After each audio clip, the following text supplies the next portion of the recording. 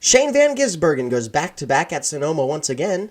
The first round of the in-season bracket challenge is in the books, and there's a new leader at the top of the Cup Series standings for the first time this season. We'll break it all down for you here on the Lap by Lap Show.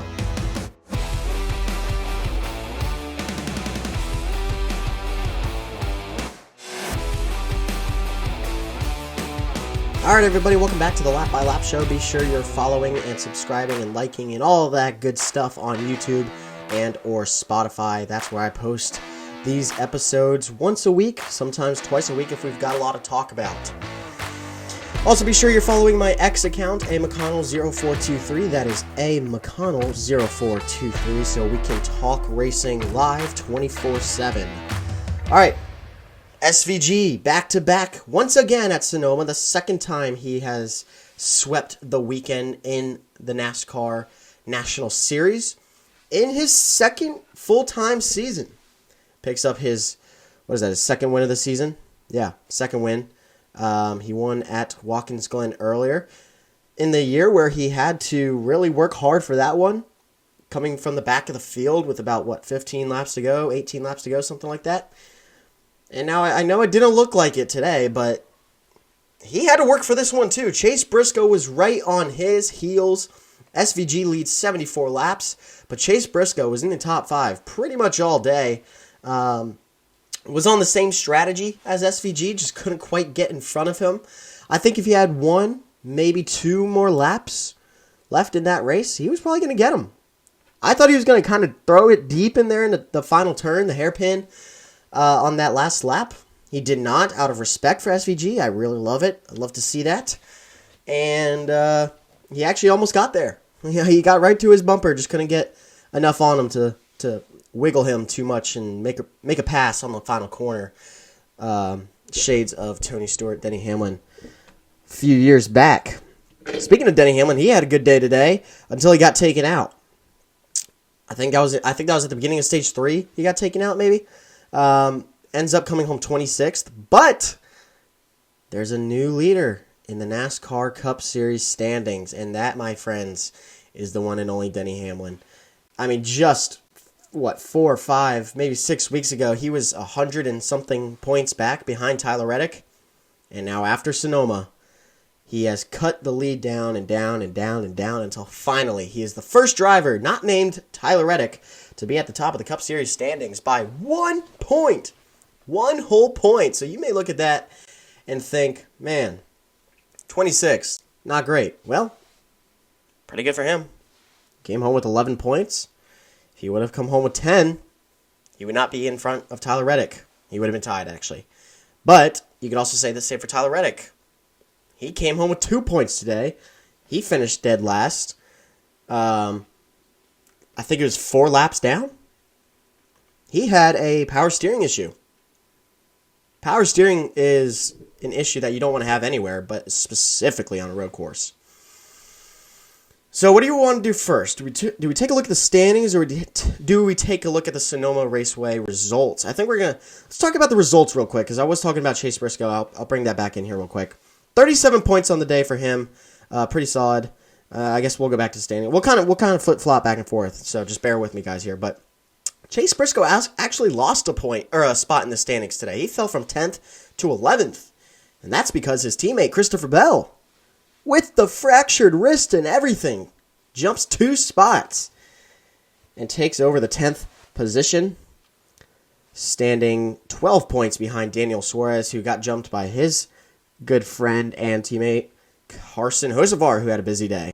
Qualified on the front row, had a couple dust-ups, and then kind of disappeared. Kind of just hung out in 12th and 13th all day. But a good enough day for him.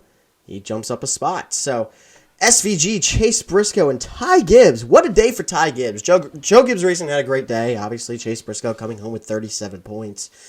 Christopher Bell with 50. But Ty Gibbs won both stages today.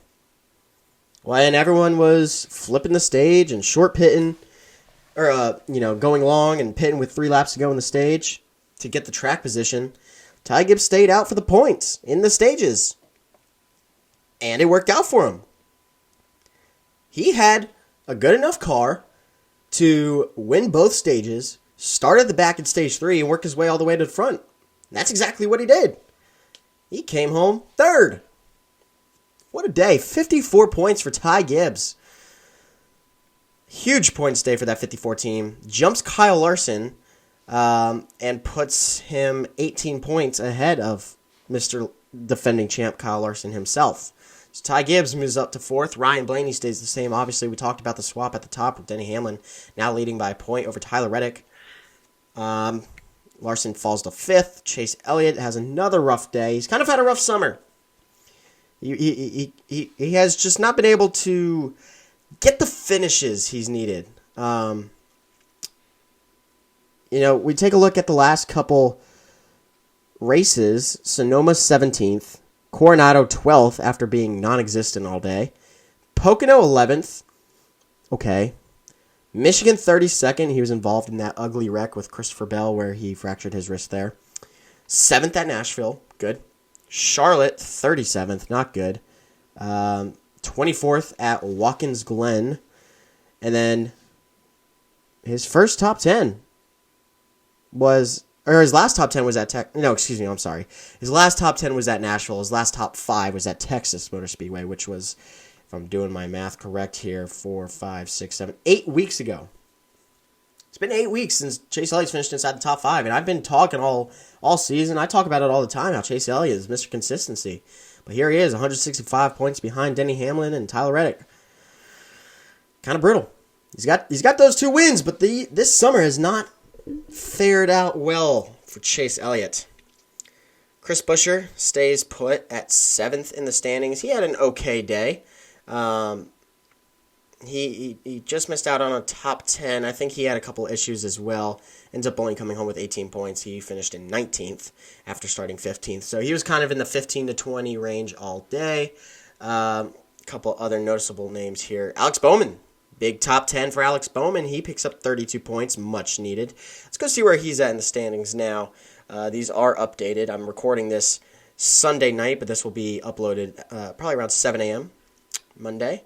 Alex Bowman gets 3 spots. He jumps Noah Gragson, Josh Berry, and Ty Dillon. So Alex Bowman up to 29th. Grand old 29th in the Cup Series standings. I mean, he's not going to make the chase, I don't think, unless he gets a couple wins here, but he hasn't shown that race-winning speed yet. And I do remember his vertigo at the beginning of the season, put him back behind. Yeah, it sucks. Glad to see he's starting to crank out these top 10s, though, again. That's the Alex Bowman I know. Kind of same with Chase Elliott. Kind of quiet all day, but comes home with the top 10 and good points day. Michael McDowell, another good points day for him, 36th. He keeps his spot in the standings of 21st. Yeah, so Michael McDowell, Ross Chastain in the 21st, 22nd spot, Zane Smith in 23rd. They've all had much better runs as of late, but just they're still a good ways behind. I think they're 40-something points back from a chase spot, where now Austin Cindric is on the bubble. He currently sits at 16th. The last spot in the chase grid. He drops a spot after SVG jumps him, and Ryan Preece jumps him as well. Ryan Preece had a pretty solid day today, too. Obviously, SVG with his 63 points.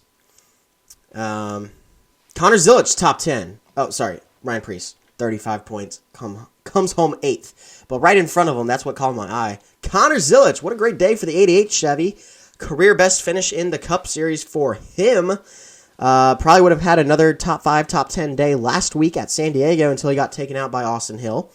Much better day for Connor Zilic. I X'd or tweeted out, whatever, during the race that, I think it was at the end of stage 2, I was like, I really hope Connor Zilic keeps this up, keeps this run going.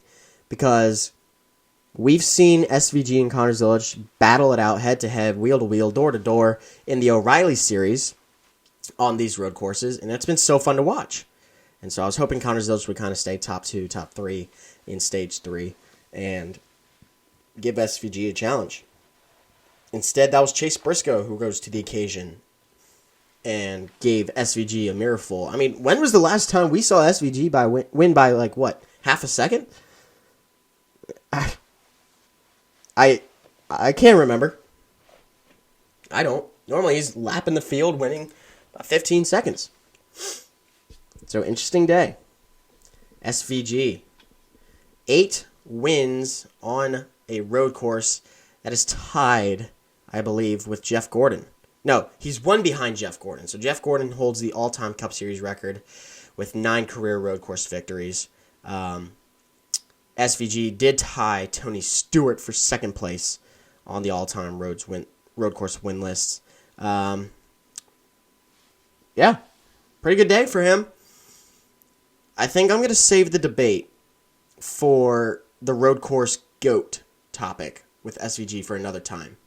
I've heard some people talk about it. I heard PRN was talking about it on their post-race show. Is he the GOAT? Maybe. For road courses, at least. The only thing I'll say about it right now is that Jeff Gordon has the all-time record of 9. But Jeff Gordon had, 40-something road course races? SVG is, 8 for 10? 8 for 11? I think the only ones he didn't win... No, he's probably 8 for 12, right? The only ones he didn't win was 2 times at COTA. COTA always seems to be his kryptonite. Last weekend at San Diego, and then Watkins Glen, what was that, 2 years ago? Last year? It was either last year or 2 years ago. I think it was 2 years ago when he wasn't full-time yet, but Christopher Buescher moved him out of the way on the final lap. He probably will be, just based on sample size, 8 out of 12 versus 9 out of 44 or whatever it is. I don't have the numbers pulled up in front of me. That's a much better percentage. So, yeah, I don't know. I could see why I could see why people are still saying that he's probably not the road course king yet, but I don't see how you do. I mean, he's the best road course racer we've ever seen in this sport, and I'll just leave it at that. If you disagree with me, put it down in the comments. Let me know. Let's see, anybody else notable. Close of our 11th. William Byron had a pretty good day going. Comes home 12th with 25 points on the day. Not too bad. He led a lap. Yeah, not terrible. Austin Cindric, Ross Chastain. Cindric was involved in a couple incidents today as well. Ross Chastain started 5th. Had a top 5 car. Kind of hung out in the 7th to 8th place range all day. Had to pit there on the final cycle of pit stops. Led a couple laps. Or he led 1 lap. and then pit. So he's still behind with Michael McDowell back there. He's about 40 points out with 9 races to go until the chase, I believe. So got a lot of work to do. They're going to need a win. We're starting to see guys like Chastain, McDowell, Joey... No, not Joey Logano yet. He's 20th, but he's not too far back from Cindric. He's probably, 30 points back, something like that. So I'm kind of looking at everyone 21 and down. McDowell, Chastain, Zane Smith. They've had better runs as of late. They've had a rough start to the season / the summer, but they've been picking it up recently. Ross Chastain put a couple of top 10s together. Zane Smith has been running really well. His car looks fast as of late. Ricky Stenhouse with a pretty decent day. Moves up to 24th, jumps 2 spots. That's Riley Herbst and Todd Gilliland. Gilliland was involved in a lot today as well. But I'm looking at the guys like Bowman, back in 29th with Hendrick Equipment. He's going to have to win probably multiple.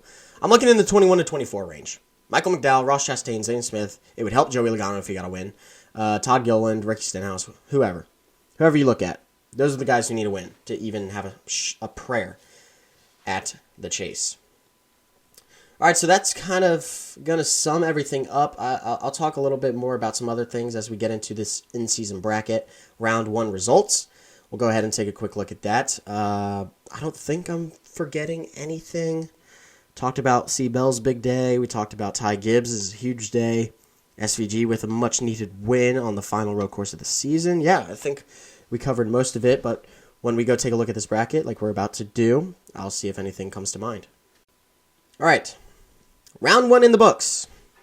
For those of you who don't know, NASCAR has teamed up with TNT Sports for the 2nd year in a row, doing the NASCAR In-Season Challenge, where the top 32 in points go head-to-head in matchups. So, for example, Tyler Reddick and Alex Bowman, the 1 versus 32, they went against each other today.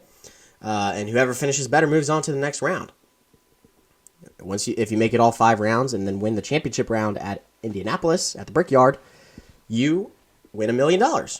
Pretty simple. So let's go ahead and take a look at the bracket. My bracket's already busted. If you would like to see who I picked in my bracket challenge, go check out my latest episode, or the episode before this one. That is when I filled out the bracket.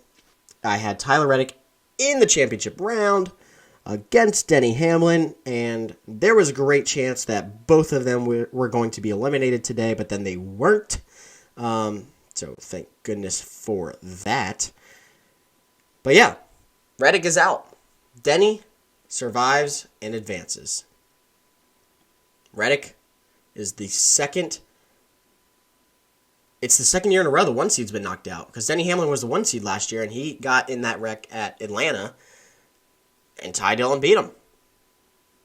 Hamlin evens the head-to-head matchup at 1 apiece, so good for him. But yeah, it looked like Ty Dillon was going to get him for a second.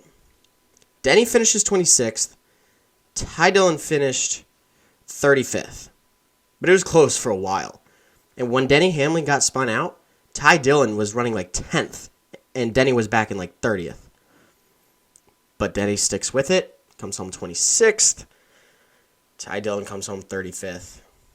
So, 1-1 in that series, if you count last year. But yeah, Bowman with the top 10. Reddick with his power steering issues, he doesn't beat Bowman.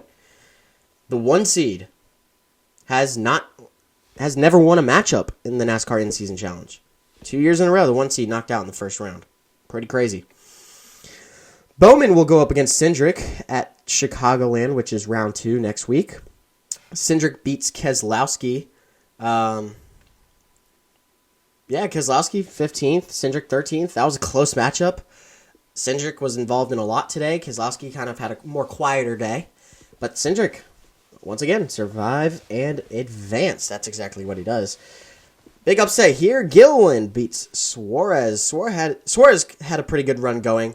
I'm not sure exactly what happened to him. I saw he was out or off the pace for something. Maybe he had to come back down pit road for something, or he pit really early. It was something weird. But Gilliland, another close matchup there. Gilliland finishes 29th. Suarez 31st. So there you go. Another bracket buster. Hocevar beats Zane Smith. Briscoe takes care of AJ Allmendinger. I guess I wanted to talk about Allmendinger for a minute. He ends up, he had a great day. Finishes 16th, had 29 points, but was kind of looking for something different there. Kind of looking for a top 5. In my mind, before the race, I was kind of predicting an SVG in no order, except for SVG. He was first in my mind the whole time.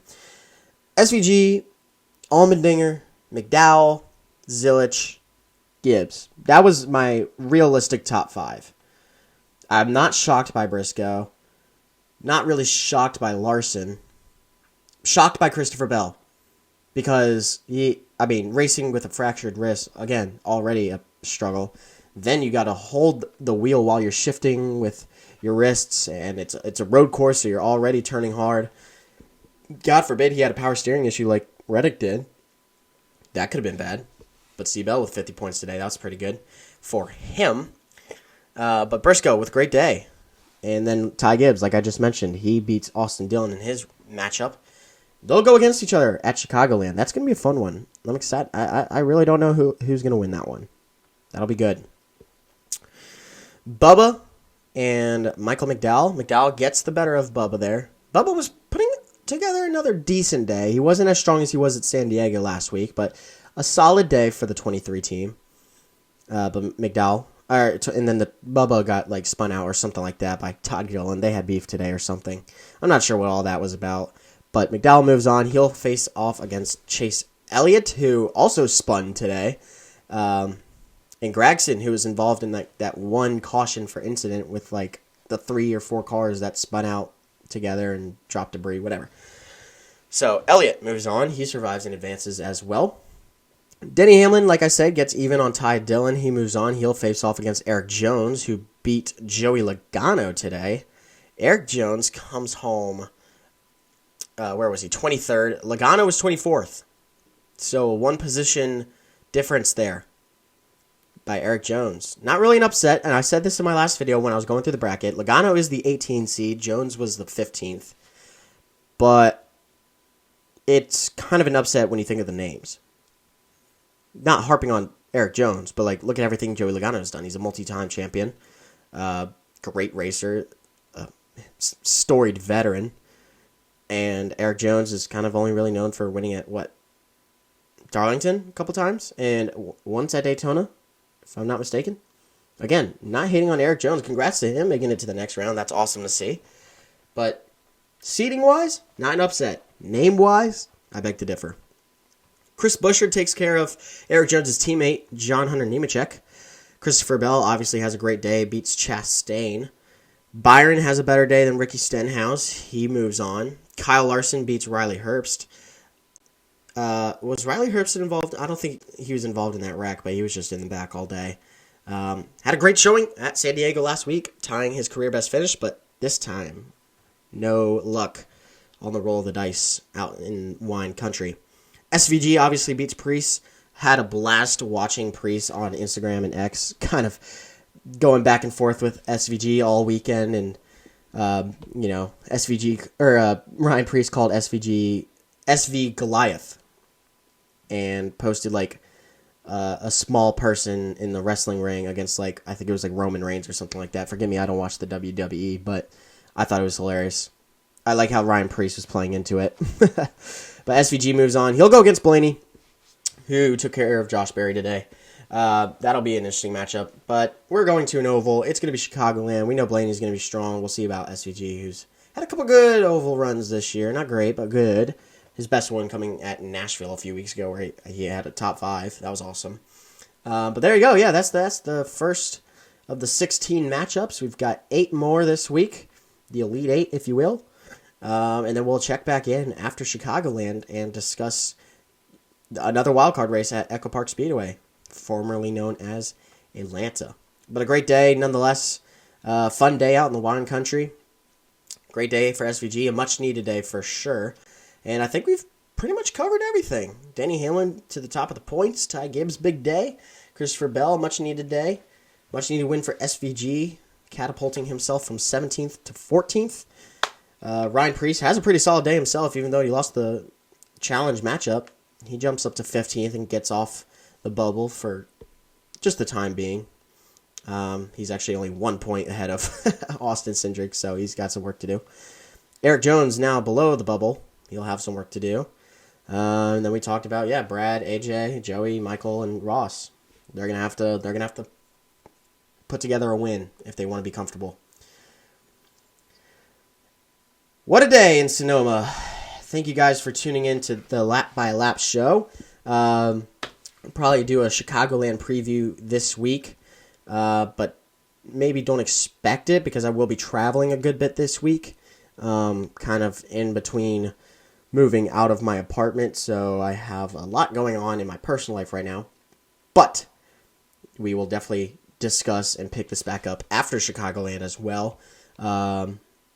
If there's anything I missed, feel free to comment down below, and we can discuss it there, or we can talk about it on my X account, which is amcconnell0423. Once again, go follow me on there. I tweet during the races. I tweet when there's big news during the week, and I'm always on NASCAR social. So if you want to talk NASCAR 24/7, go follow me over there. If you want to listen to all my freezing cold or burning hot takes, go ahead and subscribe and follow this podcast on YouTube and or Spotify, wherever you may choose to listen.